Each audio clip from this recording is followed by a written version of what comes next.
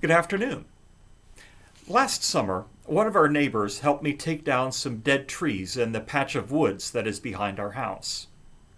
And as we were working together, he noticed a bush there. I have no idea what the name of the bush is, and he said, "Oh, you've got that too." And he told me that it was an invasive bush that will just take over everything and is practically impossible to get rid of. I really wish he hadn't told me about that, because sometimes ignorance is bliss. Now, I see that bush all through our little woods, and I see more and more little ones cropping up. He's right. That bush is trying to take over the entire area. So, a week or so ago, I fought back against the bush a little bit. I cut out some of them. Of course, I barely made a dent into them. But I focused especially upon where the bush was growing around some small trees and saplings. Obviously, I would rather have these little trees grow into mature trees and have more trees in those woods instead of more of that bush. So I cut down the parts of the bushes that were trying to crowd out the trees so that the trees wouldn't have to compete with the bush for the sun. Those bushes are still there in the woods, but at least the vegetation that I would rather have now has a fighting chance of growing to maturity. Later, I realized how life can be like this patch of woods of ours. There are many things in life that we enjoy and appreciate, things that we want to put our time and energy into. Maybe it's things like spending time with your family. It might be your favorite hobby or pastime. Or maybe it's the productive, meaningful, satisfying work that you enjoy. These things are like the trees in our woods, the maples and the oaks and so forth. There come times, by the way, when we have to say goodbye to some parts of life that we enjoy. Maybe our circumstances change. Maybe we're not as physically capable. Maybe our interests are different. And then we let these things go.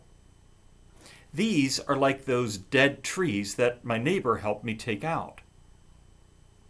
Other times, though, our lives seem to be taken over by the things that need to be done or that we think must be done. Things like paying the bills or keeping your doctor's appointments or doing household chores, unless they're chores you enjoy doing them. This is the stuff that drains our energy like a vampire. It overwhelms our life. These are the things that when you come to the end of the day, you wonder what happened to all of the time. You didn't have any time to do what you really wanted to do. These demands in our lives don't just sap our energy and steal the hours out of our day. They interfere with our relationship with God.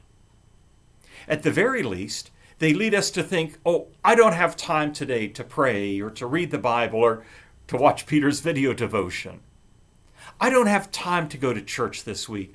I'm just too tired by the time I get to Sunday. All these annoying demands that crowd our schedule prevent us from finding that quiet space we need in our lives. It's the space that I talked about in my last devotion about Elijah.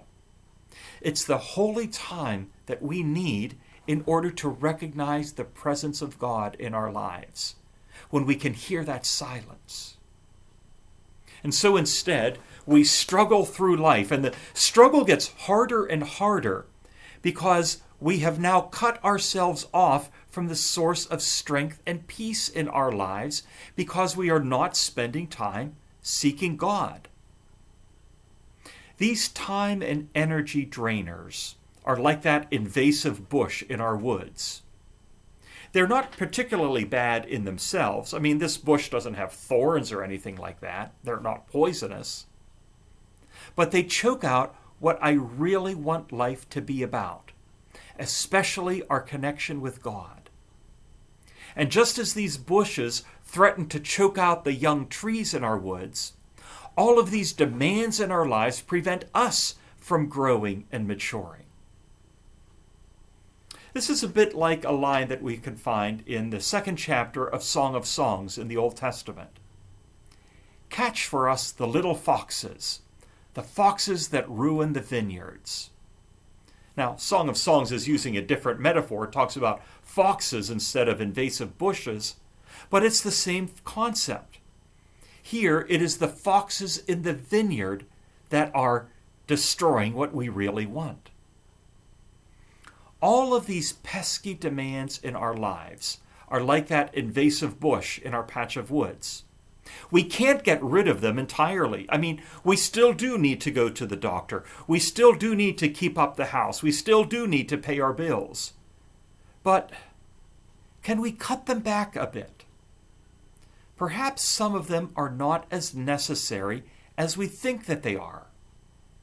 For example, I have this whole stack of papers in a drawer in my study here at the church. And every week I go through this stack to see what needs to get done. There are some things in that stack that really do need to be attended to, if not immediately, at some point. But it would be wise for me to go through that whole stack of papers and take a hard look at what I find in it. What are some things that I can let go of? What are some of the things that I think I need to do that actually are unnecessary? Or what are some things that I might be able to do a little bit more efficiently so they don't take so much time? Because you see, the stack of papers in my desk doesn't just drain my time and energy when I'm doing these things instead of the more meaningful work that I want to do. Just the awareness of this drawer of demands takes a toll on my life. So, what can I get rid of? What can you get rid of? What can you cut back, like cutting back those bushes in our woods, so that more meaningful activities that bring life can flourish, like those little trees that are no longer crowded out by the bushes?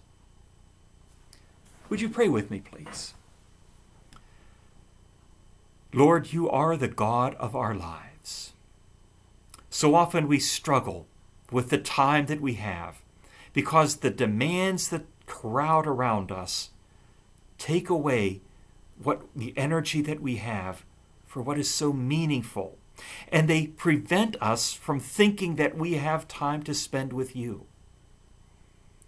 Help us, Lord, to cut these things back, to reduce the demand that they have upon us, so that we truly can enjoy the life that you desire for us, and so we truly can enjoy seeking and living in your presence. Amen. Thanks for joining me. We'll talk again later.